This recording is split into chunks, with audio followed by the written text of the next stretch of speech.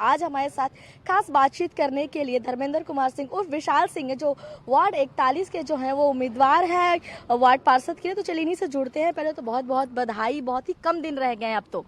जी, समय बहुत कम दिन है। चुनाव बहुत टफ है, काहे कि हर एक प्रतिद्वंदी अपने को मजबूत समझता है। हम लोग भी अपने को मजबूत समझ रहे हैं और हम लोग अपने को 1 मिनट भी सांस लेने का फुर्सत नहीं मिल रहा है। हम लोग दिन रात लगे हुए हैं। बाकी लोग भी अपने तरीके से लगे हुए हैं, हम लोग अपने तरीके से लगे हुए हैं। पूरा क्षेत्र कुरुक्षेत्र में बना हुआ है। बार युद्ध जारी है, लोग एक दूसरे पर चित्ता कसी कर रहे हैं।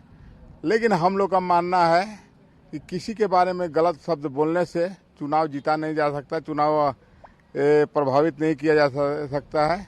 यानी आपका कहना है कि बिना किसी पे कीचड़ उछाले शांतिपूर्वक जो है इस चुनाव को लड़ा जाए। जी जी, क्या है कि चुनाव लड़ना और संबंध रखना दोनों अलग बात है। आज हम लोग आपस में लड़ के चुनाव लड़ रहे हैं कि एक दूसरे को गाली दे के, एक दूसरे के बारे में गलत बात बोल के चुनाव लड़ रहे हैं। लेकिन कल को तो इसी मैदान में सबको एक दूसरे से मिलना है, फिर संबंध रखना है।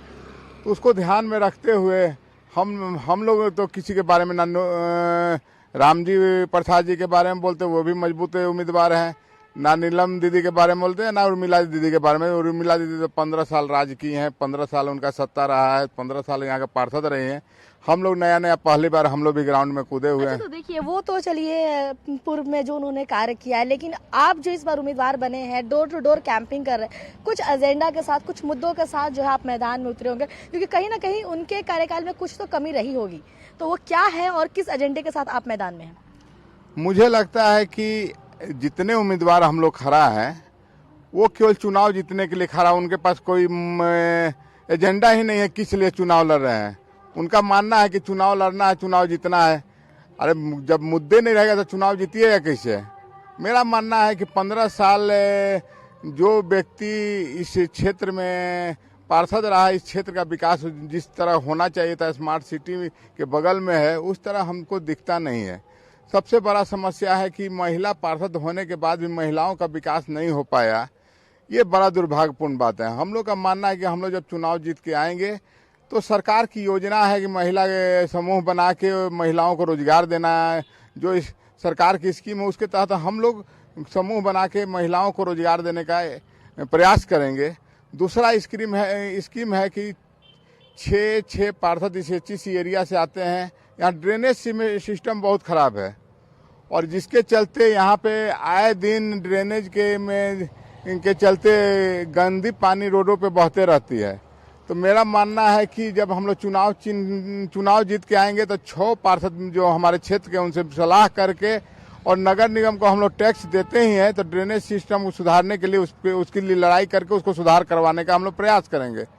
दूसरा बात है, तीसरा जो मुद्दा है कि इतना साल हो गया, 15 साल में यहाँ पे युवाओं को घूमने के लिए पार्क होना चाहिए था, जहाँ पे वो लोग मॉर्निंग वॉक करें, योगा कर सके।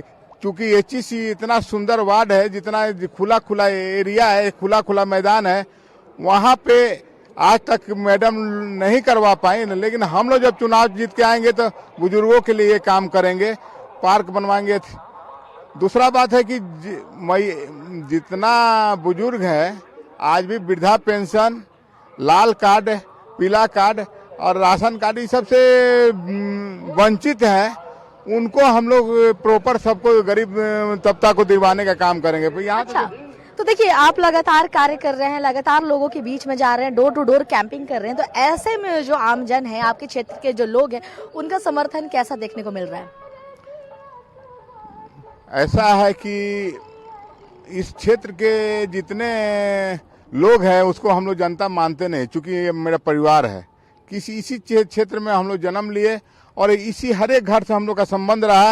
हर एक घर में उठे बैठे खाना खाएं और इतना बड़ा हो गए, तो सब मेरे लिए गार्जियन है, मेरे माँ बाप, भाई बहन के समान है।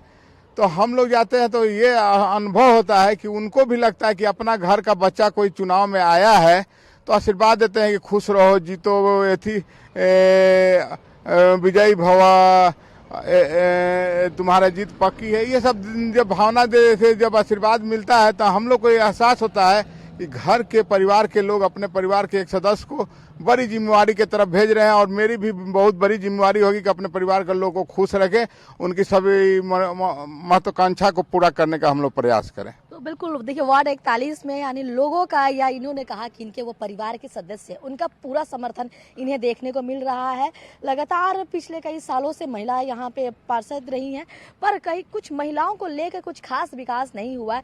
तो एक नए एजेंडे के साथ खास करके महिलाओं को एम्पावर करने को लेकर ये इस बार मैदान में उतरे हैं, और इनका उम्मीद है कि जो आधी आबादी है वो इनको पूरा सपोर्ट करेगी, और उनके सपोर्ट से वो इस बार जीतेंगे भी, और आगे चल के महिलाओं के लिए भी कई कार्य करेंगे। फिलहाल अभी के लिए बस इतना ही। मुझे मेरे सहयोगी दीपक को दीजिए इजाजत।